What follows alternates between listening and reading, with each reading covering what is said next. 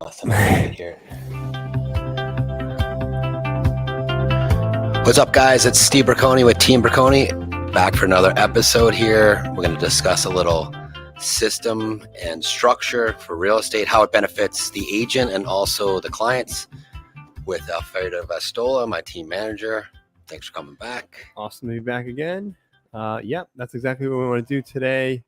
We're going to talk a little bit about our team structure and how we've kind of organized it and started from, the very beginning and put the system in place to get to where we are now. And obviously we're still growing and making changes. But so right off the bat, why did you decide to put this system in place?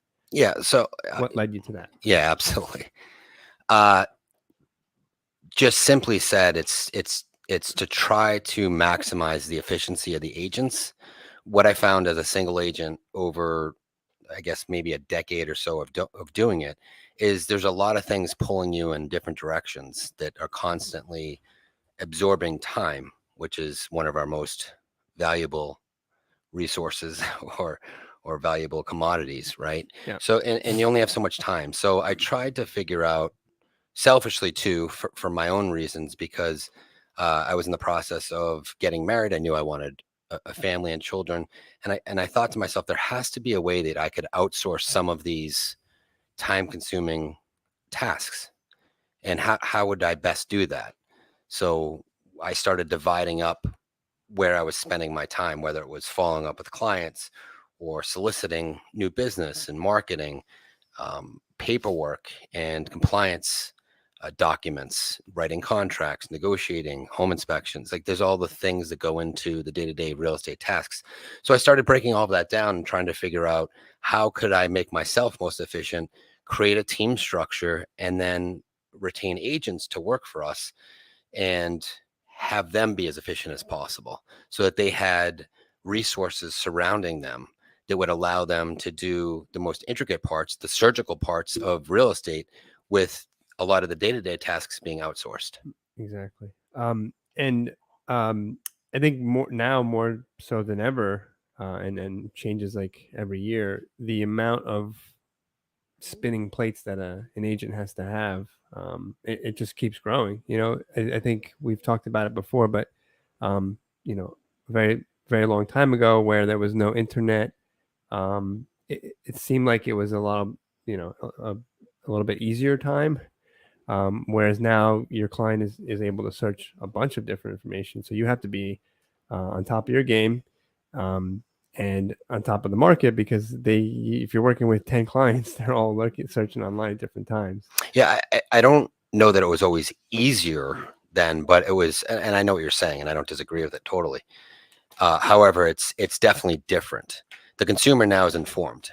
Yep. And whether or not that information is accurate always is for argument, right? I don't think that a lot of the information they're getting, or at least some of the information they're getting, is accurate. Generally speaking, it's okay.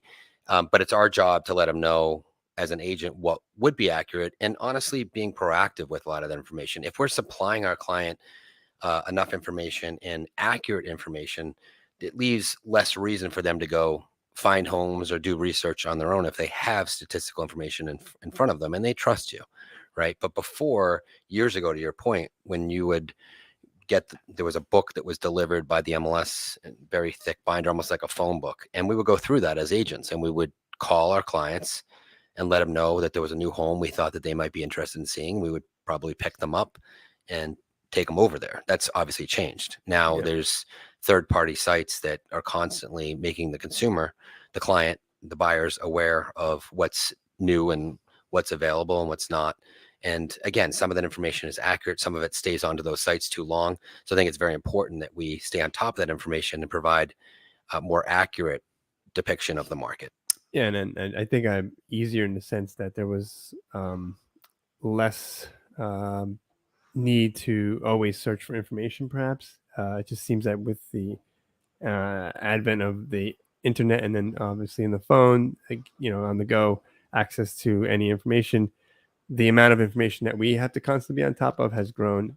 So probably not easier, probably the wrong word, but different, in the sense of how much knowledge you have to have. Definitely different, totally different relationship. So and now that teams have become more popular, what would you say that we do differently from other teams that is a benefit to our agents and the clients? Geez, that's kind of a tough question. I think we do a lot differently, but in fairness, we're a fairly large team. We're considered a large team. Um, we have structures in place, everything from a software that would track our clients and our agents' clients. It would send notifications out to them. It would allow our agents to see and view what they're viewing to see if there's interest and how many times they've clicked on that property. But we also have staff in place, so we have staff that does follow-up calls for agents, that set the appointment for our agents. We have staff involved that in a situation could write a contract or do paperwork for our agents, set up signatures for our agents. We have yourself as a team manager that gives guidance and provides private meetings and more of a team meeting settings, where we're constantly providing resources. I think a lot of those things came later with the team as we had more financial ability and more structure in place, both with staff and again with softwares. Our softwares also intricately connect to third-party softwares like Zillow, where our agents are getting much bigger benefit and allowing that conversion rate to continue to climb because we're tracking information from clients and we're better suited to reply to clients in a timely basis with value. The value being a new property, the value being we see what they're looking at, what they're interested in. I also think with our team, we have multiple preferred lenders, for example. We have multiple preferred attorneys. These are, and same with Home Inspector, but these are vendors that we vetted throughout months and years in some cases and found to be the best in the industry. And we're directly passing them off. And those vendors would be excellent regardless. But in my opinion, because of the relationship that we have with them and the amount of volume of business that we give that attorney or that home inspector or that lender, our clients are truly treated as a VIP. And I also think that one of the benefits of the team would certainly be we are well respected in the industry. And, when they see our name, Team Braconi and Christie's on a contract, it holds some weight. They know that we close transactions. They know we represent our clients and we know what we're doing. Yeah. And it makes the probability of closing that file incrementally greater. I think we got 2 transactions recently. Yeah, I would say it happened very recently. Where agents have contacted us, but I know Steve, or I know the team, I know someone from the team. You guys are excellent, and it gives us a leg up. So I think there's a number of things with software. I think there's a number of things with structure. I think there's a number of things with staff. I think there's reputation with volume, and I think there's vendors, our contacts that we're able to pass on. And I think the heart of that is also the ISA department, our inside sales agent department, where you kind of touched up on it, but they really do act as serve multiple purposes. Like an assistant, operator, but more importantly, they're really there to guide our agents whenever they're assigning a lead to that agent, because they're with that agent for that lead throughout the file. As Right? far as the systematic buyer side of the transactions, they're the foundation of the home, if you will. Right. Without them, it's hard to build up from there. Yeah. So they're the first point of contact, typically, whether they're calling in on a billboard or one of lead generations like Zillow or Realtor.com, or even on a postcard. The main number typically gets called, and we have Yep. multiple internal sales agents or ISAs that are licensed agents that answer the phone, and their primary job on the team is to inform and add value to that client, set the appointment, and make an introduction to the agent so the agent could go meet them at the property, establish a relationship, show them a number of properties typically, and ultimately find the right property for them and negotiate. So without that initial interaction and adding enough value to retain that client, we wouldn't obtain the client and be able to pass it on to the agent. Right. I mean, it's in some cases those calls come in and they want to set an appointment. It's a fairly fairly smooth transition. Sorry, but in other cases and quite often that person didn't want to set up the appointment right away. So that we have the ability with how we've grown our inside sales department to curate that lead, whereas otherwise it might be gone. Right. right? And we also distinguish ourselves because we, not again a knock against the virtual assistants. We've never really tried it, so I don't want to really pass judgment on it, but we have our team in our office. Yeah, it's right? local. It's local. They know the market. They know what they're talking about. So we felt that it's important, even though the expense would be greater, but it adds value, and that's what's most important. Yeah, and that's again reverting back to we're a large team now. We're able to do that financially, but that's a huge cost. I pay that cost biweekly with salaries and bonuses, and it is very costly. However, when we initially started the process of getting leads to come in through a system, what we called shotgunned it. And so what happened was agents had the ability to answer it or not. And we hoped that I think at the time we maybe had 5 agents, 6 agents, whatever it was, handful. We would answer those calls. But what we noticed over the course of time is either they weren't being answered quickly enough or at all. And if they were, the agent was oftentimes tied up in an open house or doing a showing or an inspection, doing other things. And it was very difficult, in fairness to the agent, to set that appointment. So your original question was, how did I start setting this team up? And that, it's evolved. But one of the big pieces of our team now is I've taken the cold calls coming in, or warm calls, whatever they are, incoming inquiries, away from the agent, and I've retained a salaried employee, if you will, to take those leads that are incoming, answer questions, set the appointments with the agents. So the agent's job is really to meet that client. And that is huge, because when I first started the business, there was a massive amount of my time that went towards trying to answer the calls, trying to call people back, trying to get them a property they want to see. And I've taken that completely off the agent's plate. And not to say if an agent has a friend, they don't do it directly. Of course they do. Or if they're at an open house and they're speaking with the client, of course they do. But generally speaking, as leads come in through our main number, our system, again, billboards, mailers, lead generation, which would be on-site, websites and that sort of thing, that's all filtered through the internal sales agent department. They answer the calls. Again, they add value. They set the appointment. And to take that off the agent's plate, and the agent really can then focus on other things within growing their business and growing their revenue. It's been a massive swing that we've seen with helping supplement agents' businesses and really get them to the next level. Yeah, and that kind of segued into the next question is, how has it really helped agents grow their business? Because we've taken on new agents, and we've also taken on agents that have had some experience. And in both cases where the agent puts in that effort, they see the results. Yeah, and to touch on that, my experience with that, and I've shared my opinions on that with you, for the right agent, if they don't have experience or very little experience, we will possibly hire them. We're very selective because we have to be, and it's a bit of a different system where we're spending a lot of money and time and resources. But what I've seen is they may or may not succeed, but the ability to appreciate that whole process being taken off their plate, and appointments, not just leads, but appointments being set for them. An agent that's done in the general brokerage business for 6 months, a year and a half, 2 years, and really has grinded and tried to do that themselves, just by nature has such an incremental appreciation for that, versus if you didn't do that. Because I've done that, and having that taken off my plate, and I never really did, because by the time I had it set up, I was doing it for the team. But that was a huge piece. That was probably in roughly a third of my time.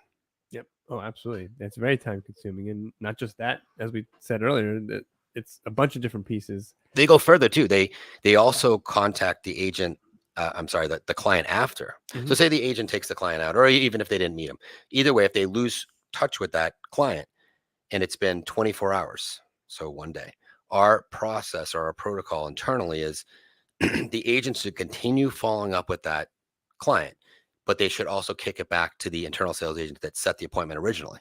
And that internal sales agent will simply give them a call on their behalf and say, was Alfredo prompt? Was he dressed professionally? And did he have knowledge of the product? Typically those 3 questions. And it gets them back on the phone. It also makes the agent look important, which they are. They are important. So it almost looks like an assistant calling on their behalf. And again, we've had a good success rate or track record with getting that client back out, because the internal sales agent now is going through the system, seeing what's available. They had the ability to get them on the phone because their job is to get them on the phone. So if the agent calls them or texts them, they're trying to do that to many people, and then they're off running and on another appointment. Yeah. The internal sales agent is in the office, and that's their job. They need to reach that person. And through our software, we also have the ability for not just the agent who's assigned that lead, but also the ISA to see what activity the new lead, or it doesn't matter, it could be an older lead, is looking at. So while, as you mentioned, the agent's out showing a property, the ISA is in the office. Send a quick text message. Which, by the way, that we're referencing, this is a huge benefit to the agent. It is. It allows your schedules to open up. It allows the agent to act almost as a surgeon, whereas the patient or the client, if you will, is prepped. They're pre-approved by a ISA. There's the appointment set. So it allows all of this extra time and effort to go into actually doing what the agent needs to do, which is showing homes, getting listing appointments, selling homes, right? And perhaps writing contracts. But it's also a massive benefit to the client, right, to the consumer, whether that be a buyer or seller, because you have a whole team behind each agent that's allowing for multiple eyes on a file. And to your point, if the agent is out, which we are a lot running around, we still have someone in the office filtering through these listings. And so we don't miss much. If anything, we're going to get on top of it, add the value, send it back to the client, and get the client back out. Yeah, exactly. That was the point I was making, is they have the ability to look at those properties that the client is looking at. And so while or another agent is on an appointment, they can send a quick text message, hey, so-and-so is looking at this activity, reach out to them, right? So that's a huge benefit. There's so much that can go. It goes back to my initial point, that there's so many moving parts when you're working with a buyer, as far as they can look at a property all day, and you have, you can't work 24 hours for 24 people. Right. So adding additional staff so that we can get some of that is huge. And basically, I want the agent to get the appointment. I want the agent to obviously go to the showing with the information in hand and enough resources. And we do neighborhood reports. We have statistical data that we bring. Go above and beyond to show value. But their job there is either to write an offer if the client loves the home and they want to do that, or set a second appointment. That's really their job, to try to build a relationship and show enough value and bring the information. So the client, again, is getting a huge benefit by having this team behind them. And the agent is doing what they need to do in the most efficient manner to make as much revenue as possible, which is the goal for an agent. Right. And so with all we've talked about, how have we kept this all in place? What's the organization like as far as keeping the system? Well, we were joking before we went on here, but I have a tremendous amount of help. It's my staff. If I were to say it's me, it's not.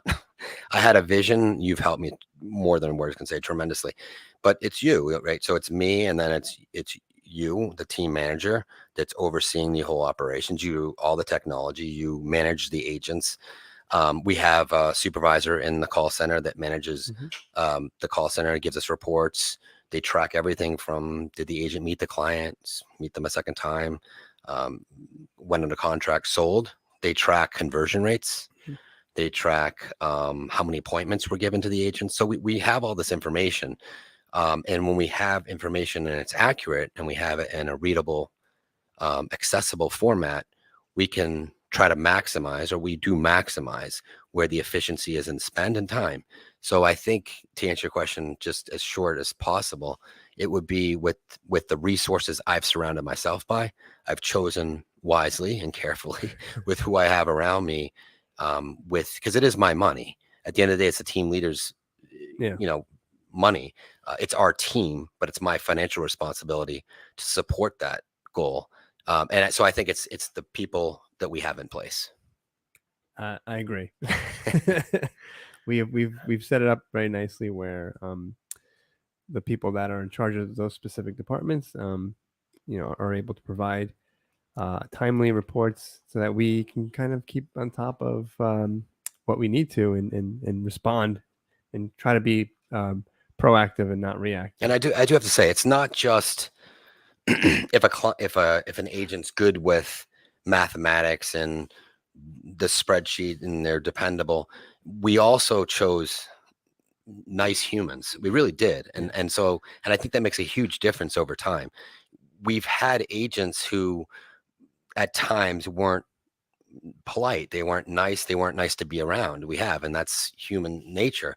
And difficult decision sometimes is to remove that. But I found it necessary to keep us together as an efficient group working together in the most successful manner. So we, in addition to the skill sets that we require and the production that we require, we certainly require a certain type of attitude around the team, and that's contagious, whether it be negative or positive. So we always try to keep it in a nice positive fashion.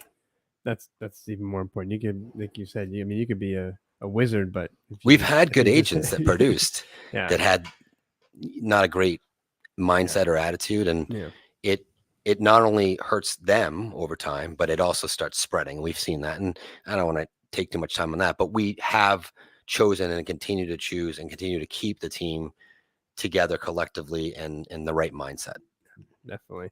And then let's talk a little bit about the challenges. I know we've definitely throughout the conversation delved into a little bit, but the challenges as a new agent with no system or structure in place to start their business, and especially in today's market, today's economy. I've been there kind of. When I started the business, I wasn't from the state, so some of my difficulty was I didn't know the areas. I didn't really even know towns.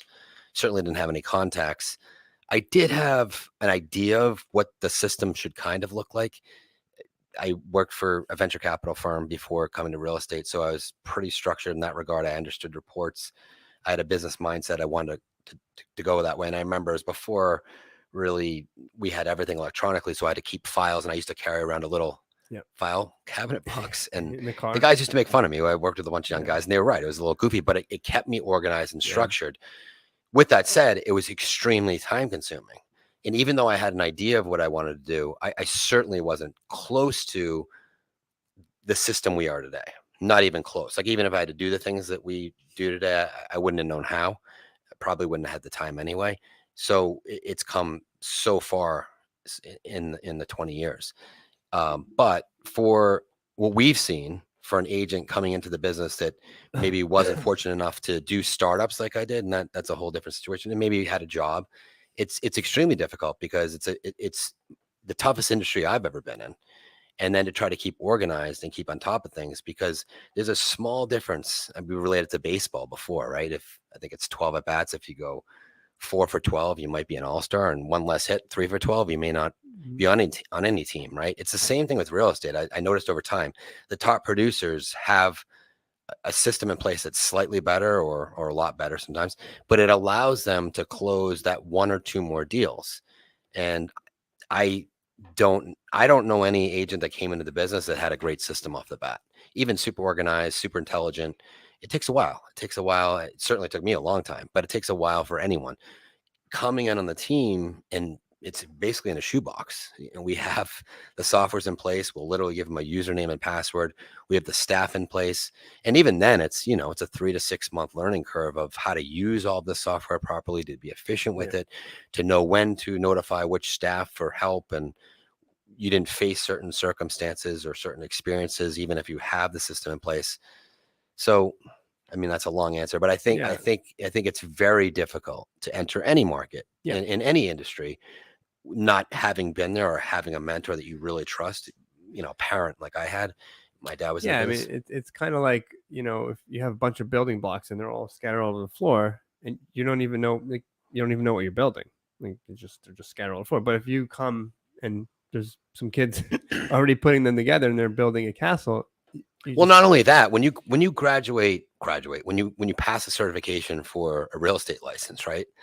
And I almost laugh because it's a very easy entry to market. I mean, it's not very difficult to become an agent. It's a lot more difficult to make money on the top tier. But you don't even know how to write. I didn't know how to write an offer. They didn't teach me that in real estate school. So now, even if you find a client day one and you hit the lottery, which is exactly what it'd be, and they happen to be pre-approved, because you wouldn't know that process either on how to get them pre-approved and all that. And you wouldn't have a lender most likely in mind. And that's how I lost a lot of my initial deals. But regardless, even if that all happened and I came to fruition, I wouldn't even know how to sit down day one and write the contract. Yeah, But exactly. where if you come on the team, there's a mentorship program, right? So you or one of the senior agents would be assisting that process, and then you learn, and then the agent's watching you do it, and they keep the template, and you're off and running. Yeah, that's kind of the analogy. It's like you see the building blocks already there. Like it's going to be a castle, for example, but it's not put together yet. But you can join in now, and what you're working towards. Yeah.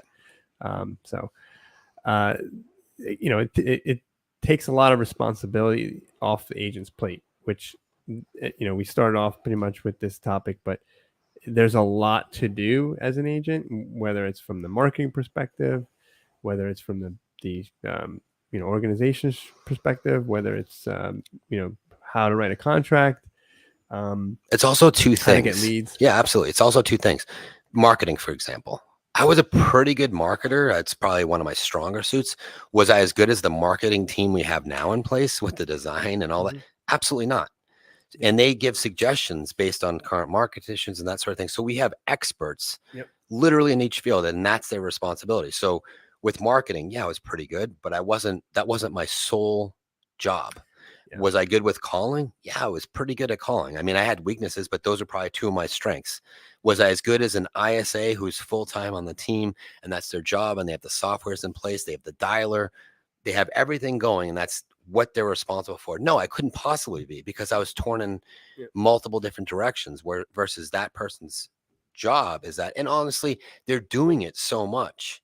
It's repetitive. It's hours into that process. They're going to get better and better and more polished, and that's their job. And then they set the appointment for the agent. So not only is it taking time away from the agent, they're also using a resource that's extremely polished, professional, and efficient. Yeah. I mean, I'm glad you brought that up, because we've had many instances of it. Like I had provided, and shout out to our our marketing admin, Brooke, not admin, she's the market professional. I gave her, or anytime I do, I gave her like a 2-page of like a buyer's guide, for example, and it was mostly words. And she took it, and it looks beautiful, right? It would take me a year to do that. And she did it in, I could never do that. She did it in a couple days. She's just phenomenal at what she does. Same thing with our postcard that you designed a while ago, and it was great. I designed that. Yeah, it was pretty good, and it worked. Does it look nicer now after she did it? Yeah, I suggested, 100%. We think we need to bring it back up to 2023, and then it took her less than a week. Like, looks sharp, so and crisp. And then we also have our team here to help us with any social media. So it is all those pieces that I was talking about as an individual agent, putting them together. First of all, take years. It's all in place already. So it's going back. It's the two things. It's the time. It's the opportunity cost of time, right? You don't have to spend your time doing it, which means you can take that time and spend it on other things within your business. And you also are getting someone who specializes at that task, that's literally their job, and they're the expert in that particular field.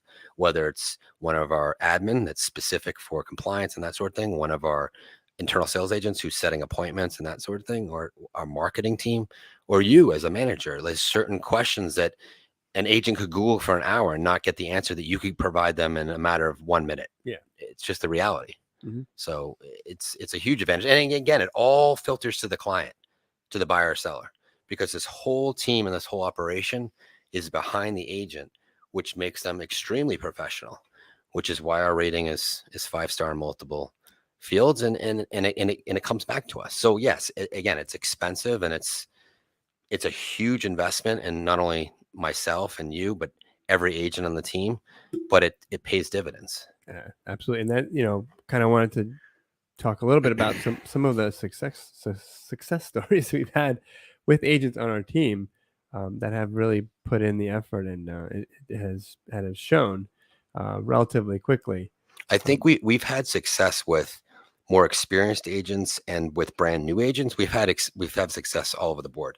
But I think the type of agent that, again, appreciates it and can get the biggest return on investment with what we offer is an agent, and Katarina comes to mind, someone that was with a different either team or an individual agent with a different firm that knows what they're used to getting and accustomed to what Right. response they're getting or the assistance they're getting, the help, the mentorship, the lead generation, the appointments, the softwares. And so when they come and they find all of this stuff that we said, and honestly, not to divert, but when we interview agents and we tell them the things that we offer, we've literally had many people say that sounds too good to be true, or I find that hard to believe, because there's a lot that we do. And then when they come and we deliver that, it just catapults them. So there's a massive appreciation, which I've found for the right agent makes them work even harder, because now they've appreciated how much myself and you are investing in them, both time and money, to get them going, and they feel obligated both to us and themselves and their families to really show, all right, this is my chance to shine. And it's just an overwhelming appreciative attitude that propels them to the next level. So yeah, we've had quite a few on the team. Christian has been doing amazing, who've really taken the system and taken off. So it's just a testament to how we have, mostly you put it in place with my and others' assistance. So what do we have planned for our future growth? We've actually discussed before, we've kind of expanded to a different market. We've added tools recently as well. So what do you have, I think we have a system. I know we have a system that could be successful wherever we decide to enter market. I think, to be honest, and we didn't talk about this, but I think it's going to be up to you and I with what markets we enter. We know we're in New York already. In the final process of actually officially getting my license so that we can officially be a team in New York. We have some activity going on in Massachusetts now. We're looking at Florida. But more so, I think there's a lot of market share within New Jersey, which is our bread and butter. It's the heart of our operation. I think there's a lot that we can show that we can continue to grow within New Jersey, both geographically, but even within the target markets that we're in. I think there's some more market share that we're going to be scooping up. I'm looking forward to it, and I'm sure there'll be even more growth than that. So that's really all I had for today. We definitely wanted to highlight and discuss how teams have been growing in popularity and how we try to differentiate ourselves from other teams. Because at the end of the day, it's about the client experience, and we feel like this is the best structure for that.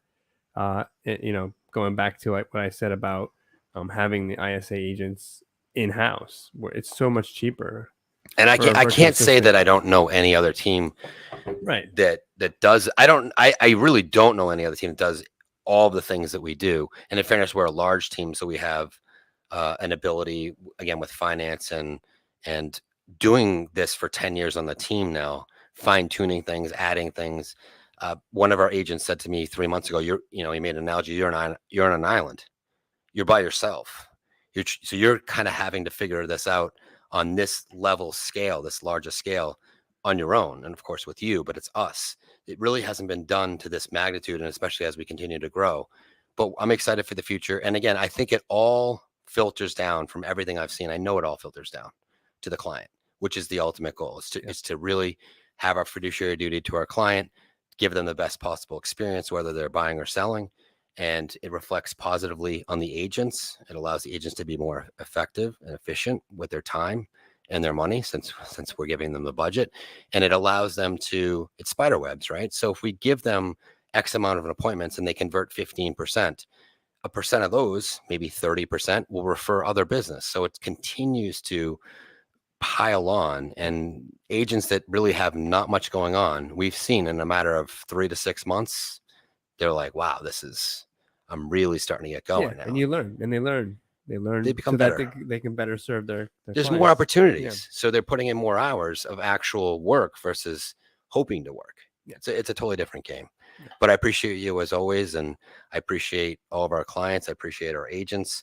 We just hired another internal sales agent. We continue to grow, and just super excited for future. I think we're gonna have a great summer, and I think the fall is going to be really, really busy. So yes, in the fall we will rise again. Braconi, Team Braconi at Vast Real Estate, and we appreciate subscribe. Everything. Absolutely. Subscribe. Have a great day, everyone. We appreciate you. Bye.